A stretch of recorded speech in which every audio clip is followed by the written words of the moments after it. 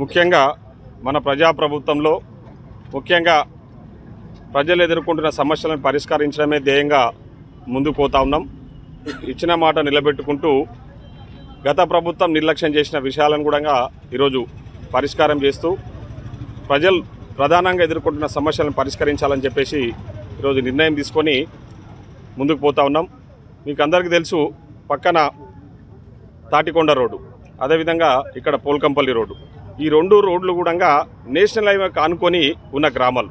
అంటే నేషనల్ హైవేకు కూతవేడు దూరంలో ఉన్న ఈ రెండు రోడ్లు కూడా ఈ రెండు గ్రామాలకు సంబంధించి రోడ్లు ఎన్నో సంవత్సరాలుగా పరిష్కారం కాకుండా ఆ రోడ్లు గుంతలు పడి మరీ ఘోరంగా ఏంటంటే ఉన్న ఊరు డిస్టెన్స్ చూస్తే తాటికొండ నాకు తెలిసి ఒక 2 కిలోమీటర్స్, ఇక్కడ పోల్కంపల్లి 1 కిలోమీటర్ ఉంటే ఆ ఊర్లలోకి రీచ్ కావడానికి మినిమం 1/2 అవర్ 45 మినిట్స్ పడతా ఉండే. సో గత పాలకు పూర్తిగా నిర్లక్ష్యం చేసిన విషయం ఈ సందర్భంగా నేను గుర్తు చేస్తా ఉన్నా.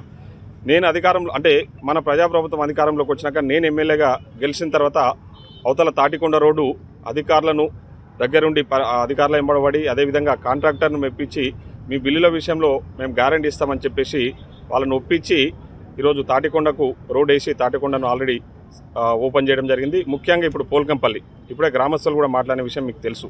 సో ఈ పోల్కంపల్లి రోడ్డు కూడా ఎన్నో సంవత్సరాలుగా అపరిష్కృతంగా పరిష్కారం కాకుండా ఈ రోడ్డు వల్ల ఎన్నో ఇబ్బందులు పడ్డారు గ్రామస్తులు, అయినా కూడా ఈ రోడ్డు వేయలేదు. సో ఈరోజు మన ప్రజాప్రభుత్వంలో అధికారులను ఒప్పించి అదేవిధంగా కాంట్రాక్టర్ను కూడా రిక్వెస్ట్ చేసుకుని ఆ బిల్స్కు మేము గ్యారంటీ ఉంటాం, బిల్స్ ఇప్పిస్తామని చెప్పేసి రోడ్ వేయడం జరిగింది. ఇప్పుడే ఆ రోడ్డును కూడా ఓపెన్ చేయడం జరిగింది.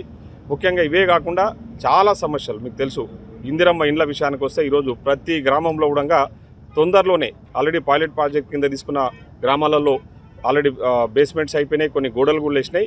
సో ఈ వారం రోజులలోనే ప్రతి గ్రామంలో కూడా ఇందిరమ్మ ఇండ్లకు కూడా శంకుస్థాపన చేయబోతా ఉన్నాం. ప్రతి గ్రామంలో కూడా ఇల్లు లేని నిరుపేద వాళ్ళకి అందరికీ కూడా ఆ రోజు మాట ఇచ్చిన విధంగా ఈరోజు ఇండ్లు కట్టియబోతా ఉన్నామని ఈ సందర్భంగా తెలియజేస్తా ఉన్నాం. అదేవిధంగా ముఖ్యంగా ఈరోజు వడ్ల విషయానికి వస్తే ప్రభుత్వం ఎక్కడ కూడా నిర్లక్ష్యం వహించకుండా కొనుగోలు కేంద్రాలు ఏర్పాటు చేసి వడ్లు పూర్తి స్థాయిలో ప్రభుత్వం కొన్నది. ఈరోజు వడ్లు వాళ్ళకు కొన్న వాళ్ళకు ఆల్రెడీ వాళ్ళకు ఏదైతే మద్దతు ధర రావాల్సిందో మద్దతు ధర అకౌంట్లలో వేస్తూ ఉన్నాం. బోనస్ కూడా తప్పకుండా అందరి అకౌంట్లలో కూడా తొందరలోనే బోనస్ కూడా జమ చేయబోతా ఉన్నామని కూడా ఈ సందర్భంగా తెలియజేసుకుంటూ సెలవు తీసుకుంటాము. ఈరోజు బీటీ రోడ్డు ప్రారంభోత్సవానికి వచ్చిన మన దేవరకద్ర శాసనసభ్యులు అన్న జిఎంఆర్ గారికి మనస్ఫూర్తిగా ధన్యవాదాలు తెలుపుతున్నాం.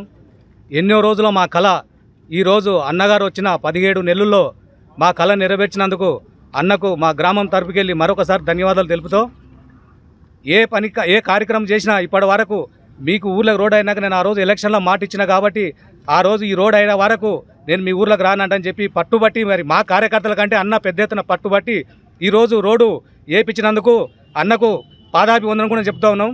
ఎందుకంటే మేము ఎంతో ప్రాబ్లంలో చదువుకునే పిల్లలు కానీ విద్యార్థులు కానీ ముసలి వాళ్ళు కానీ హాస్పిటల్కి వెళ్ళాలంటే కూడా అనారోగ్యాల ప్రాబ్లం ఉన్న వాళ్ళు వెళ్ళాలంటే కూడా చాలా ప్రాబ్లం ఉండే ఈరోజు అన్నగారు శ్రద్ధ తీసుకొని చేసినందుకు మరొకసారి ధన్యవాదాలు.